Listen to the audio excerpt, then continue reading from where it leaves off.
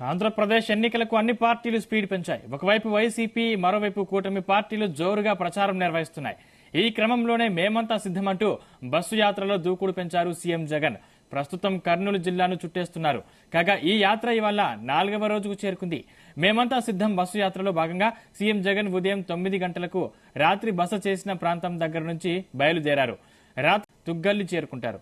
ఉదయం 10 గంటలకు గ్రామస్తులతో ముఖాముఖి కార్యక్రమంలో పాల్గొంటారు. అనంతరం జొన్నగిరి, గుత్తి మీదుగా ప్రయాణిస్తారు. గుత్తి శివారులో భోజన విరామం తీసుకుంటారు.